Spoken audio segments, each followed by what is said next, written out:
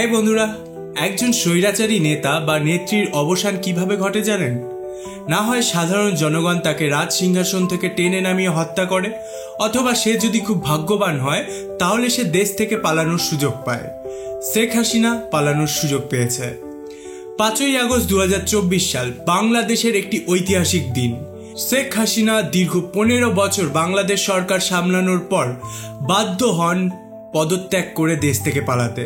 তিনি বর্তমানে ভারতে আছেন, ইউকের শরণাপন্ন হতে চাইছেন, কিন্তু লন্ডন তাকে আশ্রয় দিতে ইচ্ছুক নয়। হাসিনা তার বাসভবন ত্যাগ করবার পর আন্দোলনকারীরা সেখানে যায় এবং প্রধানমন্ত্রীর বিলাসবহুল বাড়িটিকে তছনছ করে দেয়, লুটপাটও করে এবং খাওয়া দাওয়াও করে।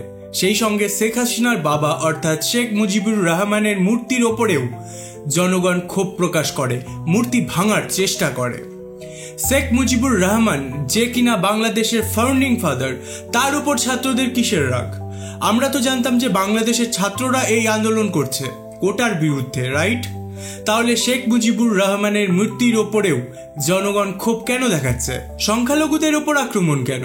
এর পেছনে পাকিস্তান এবং চীনের সংযোগ আছে বলছেন অনেক বিশেষজ্ঞ, কিন্তু আমার রিসার্চ এমন একটি দেশের সংযোগ আছে বলে জানাচ্ছে যা আপনাকে হতবাক করবে।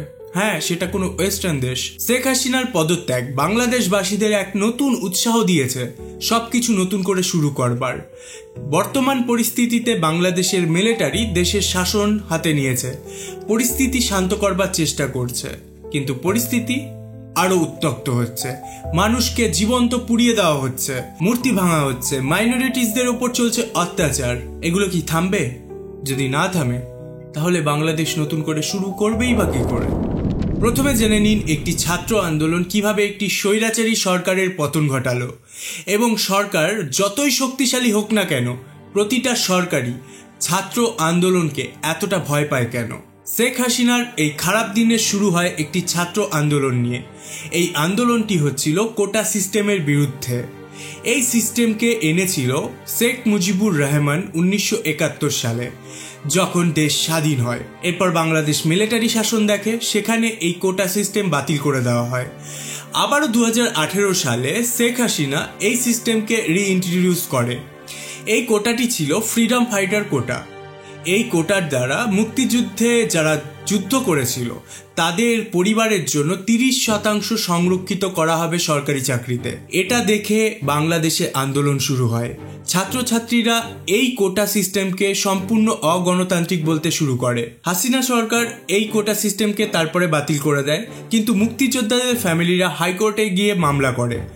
হাইকোর্ট রায় দেয় যে এই কোটা সিস্টেমকে ফিরিয়ে আনতে হবে, যেটা দেখে 2024 সালে এসে আবার ছাত্রছাত্রীরা পথে নামে এবং একটি গণ আন্দোলনের শুরু হয়। হাসিনা একটি কথাই বারবার বলতে থাকে যে কেসটি কোর্টে আছে, কোর্ট বিচার করবে, তো ছাত্রছাত্রীদের আন্দোলন করবার কোনো দরকারই নেই। কিন্তু ছাত্ররা এটা ভালো করেই দেখেছে যে হাসিনা কিভাবে একটি অপোজিশন মুক্ত বাংলাদেশ তৈরি করেছিল। বিচার ব্যবস্থা, পুলিশ, বিউরিকেটস সবই হাসিনার হাতের মুঠোয়, এবং এই সব কিছুই হাসিনার ইশারাতেই চলে। সাথে সাথে বাংলাদেশের কোনো প্রেস ফ্রিডমও নেই। এই সব কিছুকে কেন্দ্র করে ছাত্রদের ধৈর্যের বাঁধ ভাঙতে থাকে এবং ছাত্ররা রাস্তায় নেমে আন্দোলন শুরু করে। প্রথম দিকে আন্দোলন শান্তিপূর্ণভাবে চলছিল, কিন্তু শেখ হাসিনার স্টুডেন্ট ইউনিয়ন দলটি আন্দোলনকারী ছাত্রদের উপর আক্রমণ শুরু করে। এই স্টুডেন্ট ইউনিয়নকে এক কথায় গুন্ডা বলা যেতে পারে। এদের আক্রমণের ফলে প্রচুর আন্দোলনকারীরা আহত হয়। এরপরই ইন্টারনেট শাটডাউন করে দেওয়া হয়। আনঅফিশিয়ালি বলা হচ্ছে যে 1000-এরও বেশি ছাত্রদের হত্যা করা হয়েছে এবং আহতদের সংখ্যার কোনো গুনতি নেই। কিন্তু এরপরেও ছাত্ররা ভয় পেয়ে যায়নি, তারা আন্দোলনকে আরও ব্যাপকভাবে চালাতে থাকে। শেষমেশ কোর্টও এই আন্দোলনের চাপে 30% ফ্রিডম ফাইটার কোটা সরিয়ে দেয়। হিসেব মতো সবকিছু এখানেই শান্ত হয়ে যাওয়ার কথা ছিল, কিন্তু এমনটা হয়নি।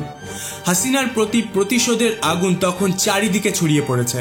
এরপর ছাত্ররা প্রশ্ন করে কেন হাসিনা তাদের প্রতি এই বর্বর আচরণ প্রদর্শন করলেন, কেন এত ছাত্রকে প্রাণ হারাতে হলো। তারা দাবি করতে শুরু করে যে হাসিনাকে পদত্যাগ করতে হবে এবং ক্ষমা চাইতে হবে, এবং যে সমস্ত পুলিশ আধিকারিক ও সেনারা ছাত্রদের ওপর গুলি চালিয়েছে তাদেরকেও ক্ষমা চাইতে হবে। এই সময় হাসিনা আরও অধিক পরিমাণ স্বৈরাচারী হয়ে ওঠে। প্রথমে তো আন্দোলনকারীদের ওপর গুলি চালিয়েছে, এরপর রীতিমতন অত্যাচার করা হয়, অ্যারেস্ট করা হয় আন্দোলনকারীদের এবং হেলিকপ্টার থেকেও গুলি চালানো হয় আন্দোলনকারীদের ওপর। শুধু তাই নয়, ছাত্র নেতাকে টর্চার করে বলানো হয় আন্দোলন বন্ধ করবার জন্য। এরপর উত্তেজিত ছাত্র ও জনতা আরও ক্ষেপে ওঠে এবং রবিবার থেকে পরিস্থিতি আবারও খারাপের দিকে চলে যায়। হাসিনা তার পার্টি আওয়ামী লীগের অ্যাক্টিভিস্টদের হাতে মারাত্মক অস্ত্র তুলে দেয় এবং তাদেরকে নির্দেশ দেয় ছাত্রদের র্যালির ওপর আক্রমণ করতে। অর্থাৎ আওয়ামী দলের গুন্ডারা এবার ছাত্রদের সরাসরি এনকাউন্টার করতে শুরু করে।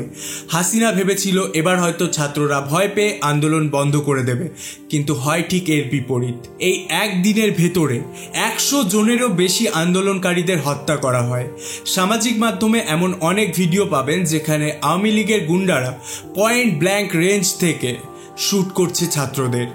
এই সবের পর গোটা বাংলাদেশের জনগণের আর এই স্বৈরাচারিতা সহ্য হয়নি, তাই ছাত্ররা গোটা দেশের জনগণকে আহ্বান জানায় ঢাকার শেখ হাসিনার রেসিডেন্সিয়াল বিল্ডিংকে আক্রমণের জন্য। কাতারে কাতারে লোক এই আহ্বানে সাড়া জাগিয়ে এগিয়ে আসতে থাকে।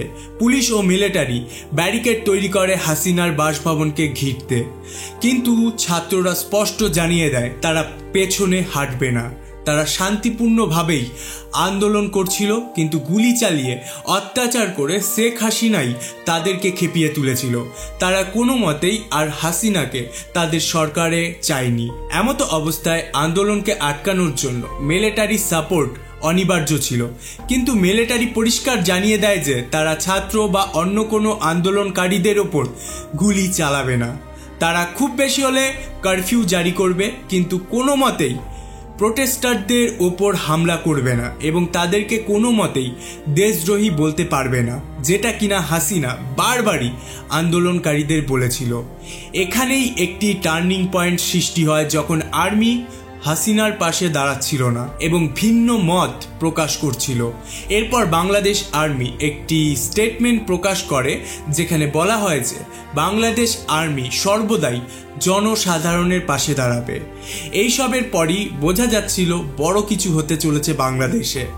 এরপর আসি গতকালের ঘটনায়। বেলা 11টায় ইন্টারনেট ফুল শাটডাউন করা হয়, সাথে মোবাইল ও ব্রডব্যান্ড কানেকশনও কমপ্লিটলি শাটডাউন করা হয়।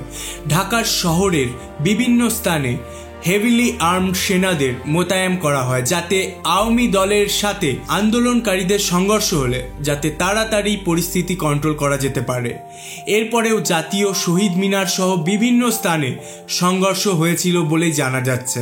এরপর জানানো হয় বাংলাদেশি দুপুর 2টোর সময় বাংলাদেশের আর্মি চিফ জেনারেল ওয়াকার উজ জামান দেশবাসীকে সম্বোধন করবে।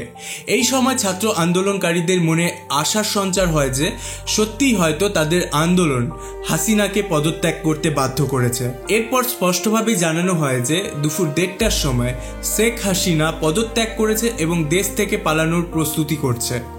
কিছুক্ষণের মধ্যেই তাকে দেখা যায় তার বাসভবন থেকে আর্মি হেলিকপ্টার করে ভারতের উদ্দেশ্যে রওনা হতে। এই খবরে আন্দোলনকারীরা আনন্দ উৎসব শুরু করে দেয়। তারা আর্মিদের ফুলমালা এগুলো দিয়ে সম্মান জানায়।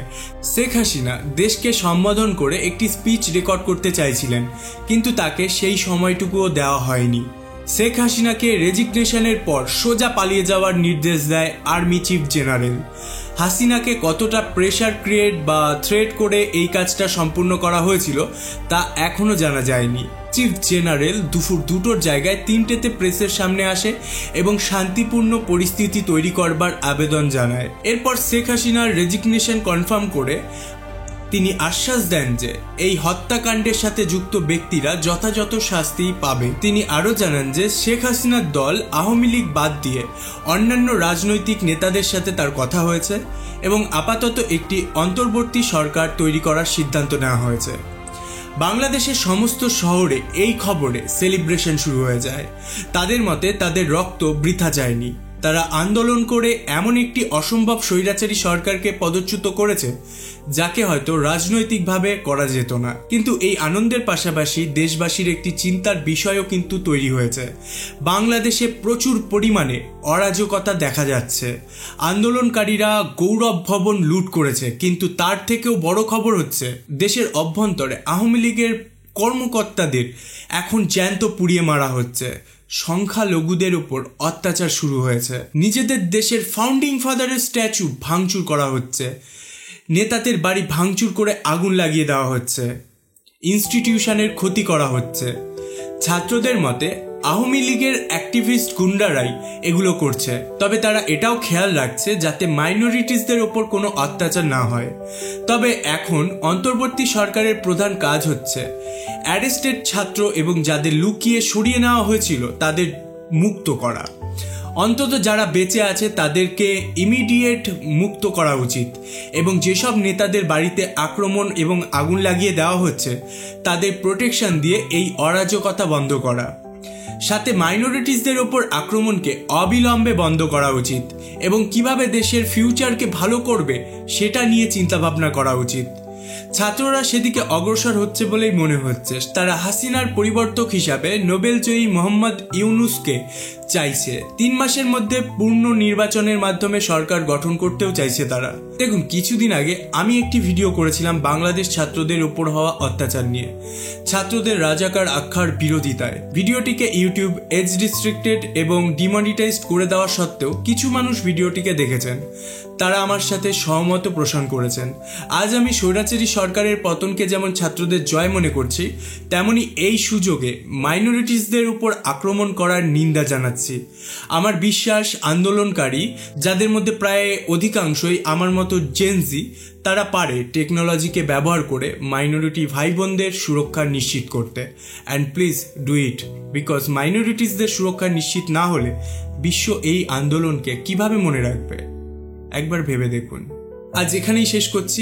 নেক্সট পার্টে আমরা আলোচনা করব কেন এই আন্দোলনের পেছনে জিওপলিটিক্যাল একটা ষড়যন্ত্র আছে বলে বিশেষজ্ঞরা মনে করছে। আমাদের বিদেশমন্ত্রীর বিবৃতি এবং শেখ হাসিনার পক্ষ নিয়ে আলোচনা করব সেই ভিডিওতে।